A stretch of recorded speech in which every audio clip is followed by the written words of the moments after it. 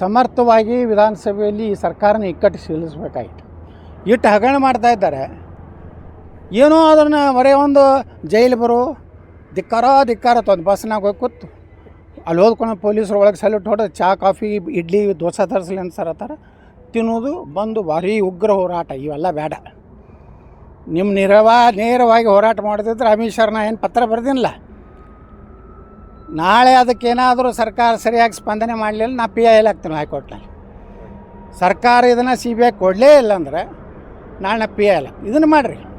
ಸುಮ್ಮನೆ ಕಾಟಾಚಾರಕ್ಕೆ ನಮ್ಮ ಹುಳ ನೀವು ನಮ್ಮ ಹುಳಕ್ಕೆ ನೀವು ತೆಗಿಬಿಟ್ರೆ ನಿಮ್ಮದು ಅಂದರೆ ವಿರೋಧ ಪಕ್ಷ ಆಗೋದಿಲ್ಲ. ವಿರೋಧ ಪಕ್ಷ ಅನ್ನೋದಿಲ್ಲ, ನಾವು ಪ್ರತಿಪಕ್ಷ. ಅವ್ರು ತಪ್ಪು ಮಾಡಿದ್ದನ್ನು ಹುಡುಕಲಕ್ಕೆ ನಾವು ಜನ ನಮ್ಮನ್ನು ಇಲ್ಲಿ ಕುಂಡಿರ್ಚಾರ ಬಿಟ್ಟು ನಾವು ಬರೀ ಪಂಡನೆ ಒಂದು ಜೈಲು ಬರುವಾದ್ರೆ ಏನಾಗೋದಿಲ್ಲ. ಹಾಕ್ತಿಲ್ಲ. ಈಗದು ಅದರದ್ದು ಉತ್ತರ ಈಗ ಅಮಿತ್ ಶಾ ಅವ್ರಿಗೆ ಬರೆದಿದ್ದೀವಿ. ಅದರ ಮುಂದಿನ ಹಂತ ಯಾವುದೇ ಅದ್ರ ಮ್ಯಾಗ ಕ್ರಮ ಆಗದೇ ಇದ್ದರೆ ನಾನೇ ಸಾರ್ವಜನಿಕ ಹಿತಾಸಕ್ತಿ ಹಾಕ್ತೀನಿ. ಇಷ್ಟು 187 ಕೋಟಿ ನೋಡ್ರಿ ಶಿಕ್ಷೆ ಆಗಬೇಕು.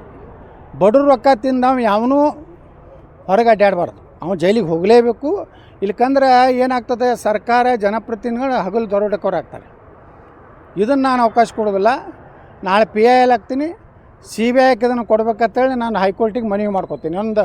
ಇನ್ನೊಂದು ವಾರ ನೋಡ್ತೀನಿ, ನೋಡಿ ನಾನು ಅದನ್ನ ಮ್ಯಾಗ ಕ್ರಮ ತಗೋತೀನಿ. ಬದಲಾವಣೆ ಬಹುತೇಕ ಮಾಡ್ತಾನೆ ನೋಡ್ರಿ ಈಗ ಏನಾಗಿದೆ ನೋಡ್ರಿ, ಯಾವುದೇ ಪಕ್ಷದಲ್ಲಿ ಯಾರನ್ನ ಮುಖ್ಯಮಂತ್ರಿ ಮಾಡಬೇಕು, ಯಾರನ್ನ ರಾಜ್ಯಾಧ್ಯಕ್ಷ ಮಾಡಬೇಕು, ಪಕ್ಷದ ಹೈಕಮಾಂಡ್ ಇರ್ತದೆ, ಕಾರ್ಯಕರ್ತರು ಇರ್ತಾರೆ ಮತ್ತು ಪಕ್ಷದ ಮುಖಂಡರು ನಿರ್ಣಯ ಮಾಡ್ತಾರೆ. ಸ್ವಾಮಿಗಳ ಕೆಲಸ ಏನು, ಧರ್ಮದ ಕೆಲಸ. ಒಳ್ಳೆ ಧರ್ಮದಿಂದ ನಡೀರಪ್ಪ, ಪ್ರಾಮಾಣಿಕರಿ, ಲೂಟಿ ಮಾಡಬೇಡ್ರಿ.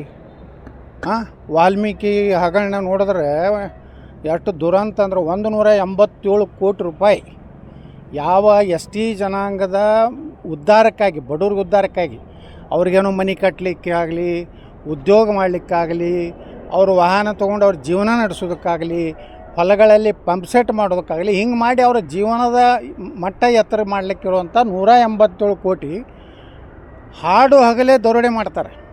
ಕೇವಲ ನಾಗೇಂದ್ರನಿಂದ ಆಗಿದ್ದಲ್ಲ ಇದು ಹೈಕಮಾಂಡ್ ದಿಲ್ಲಿವರೆಗಿನವರೆಗೆ ಈ ಒಂದು ಲೂಟಿ ಮಾಡಿದ್ದಾರೆ. ಎಲ್ಲಿ ಹೋಗಿ ಜಮಾ ಆಗಿದೆ?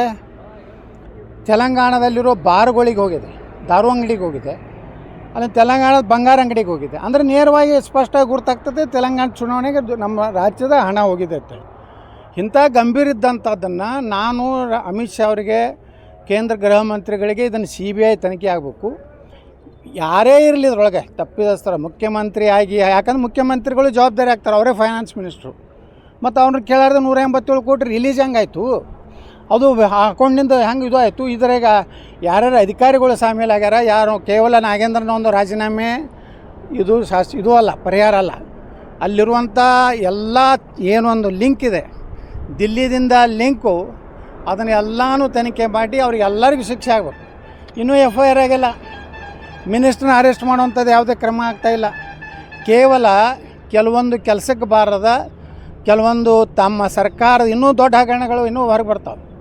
ಇನ್ನೂ ಭಾಳ ಹಗರಣಗಳು ಮಾಡಿದ್ದಾರೆ. ಈ ಕಾಂಗ್ರೆಸ್ ಬಂದ ಮೇಲೆ 1 ವರ್ಷದಲ್ಲಿ ಇಷ್ಟು ಲೂಟಿ ಮಾಡ್ತಾರಂತ ನಾವು ಎಂದೂ ಕನಸಿನಾಗೂ ನೋಡಿರಲಿಲ್ಲ. ಅಷ್ಟು ಹಗರಣಗಳು ಮಂತ್ರಿಗಳು ಮಾಡ್ಯಾರ. ಯಾಕಂದ್ರೆ ಮಂತ್ರಿಗಳಿಗೆ ಮತ್ತೊಂದು ನಿಗಮ ಮಂಡಳಿಗಳಲ್ಲಿ ಆಗ್ರಹ ಮಾಡ್ತೀನಿ ಸರ್ಕಾರಕ್ಕೆ. ನಾಳೆ ವಿಧಾನಸಭೆಗೂ ನಾನು ಚರ್ಚೆ ಮಾಡೋದೀನಿ. ಎಲ್ಲ ನಿಗಮ ಮಂಡಳಿಗಳ ಬೋರ್ಡಿನ ಹಣ ಸುರಕ್ಷತೆ ಇದೆ ಇಲ್ಲೋ, ಕರ್ನಾಟಕದ ಗ್ರಾಮೀಣಾಭಿವೃದ್ಧಿ ಇರ್ಬೋದು, ಲೋಕೋಪಯೋಗಿ ಇರ್ಬೋದು, ಅದನ್ನು 1,000 ಕೋಟಿ ರೂಪಾಯಿ HK ಪಾಟೀಲ್ ಗುರುತಿಲ್ಲಾರ್ದೇ ಹಿಂದಿನ ಸರ್ಕಾರನಾಗ ಯಾವಾಗ HK ಪಾಟೀಲ್ ಗ್ರಾಮೀಣಾಭಿವೃದ್ಧಿ ಮಂತ್ರಿ ಇದ್ದರು ಅವಾಗೂ ದೊಡ್ಡ ಹಗರಣ ಆಗಿತ್ತು. ಇದು ಸರ್ಕಾರ ದುಡ್ಡು ಎಲ್ಲಿ ಹೋಗ್ಲಾಕತ್ತೈತೆ ಅನ್ನೋಂಥದ್ದು ಸಮಗ್ರ ತನಿಖೆ ಆಗಬೇಕು.